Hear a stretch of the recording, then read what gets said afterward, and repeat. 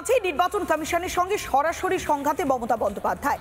চারজন যে সরকারি আধিকারিক যাদের সাসপেন্ড করা হয়েছে তাদের সাসপেনশন কোনোভাবেই মানতে নারাজ রাজ্য।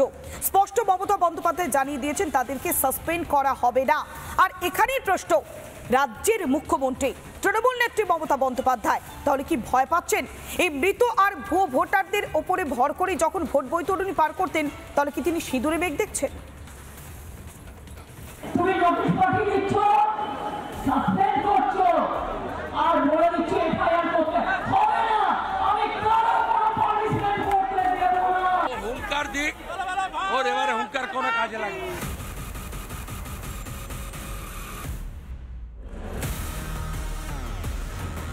বাংলার ভোটার তালিকায় ভুরি ভুরি ভুয়ো ভোটার, বেনিয়মে ছড়াছড়ি, বেনিয়মে কড়া কমিশন, জারি করা হয় কঠোর নির্দেশিকা। কমিশনের কাঠগড়ায় 2 ইআরও ও 2 এইআরও এবং 1 ডাটা এন্ট্রি অপারেটর। কিন্তু কমিশনের সেই নির্দেশিকা নিয়েই সরাসরি সংঘাতে মমতা। ঝাড়গ্রাম থেকে স্পষ্ট ভাষায় বুঝিয়ে দিলেন কমিশনের নির্দেশ মানবে না রাজ্য। আমরা বলি তোমার ইলেকশন এখন ডিক্লেয়ার হচ্ছে, কোন আইনের বলে তুমি নোটিশ পাঠিয়ে দিচ্ছ, সাসপেন্ড করছো আর বলে দিচ্ছ এফআইআর করতে হবে না। আমি কারো কোনো পানিশমেন্ট করতে দেব না। আরে সে কি, আপনি বলছেন ভয় দেখানোর কথা? হুমকি তো আপনিই দিয়েছিলেন বিএলওদের, মনে পড়ছে মাননীয়া? ইলেকশন কমিশন তার নোটিফিকেশন যখন হবে ডেট অফ ইলেকশন, তখন থেকে এটা ইলেকশন কমিশনের আন্ডারে যায়। তার আগে স্টেট গভর্নমেন্ট, আবার ইলেকশনের পরেও স্টেট গভর্নমেন্ট। সুতরাং এটা মনে রাখবেন, আপনারা চাকরি করেন স্টেট গভর্নমেন্টের। আসল ভোটার তালিকা নিয়ে নাড়াচাড়া শুরু হতেই হাঁটু কাঁপতে শুরু করেছে তৃণমূলের।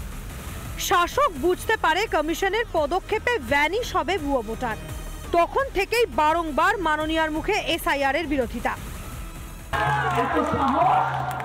পরশুদিন পার্টি মিটিং করে বলেছে, কি বলেছে? এছাড়া করেंगे, हम करेंगे, हम दिखा देंगे।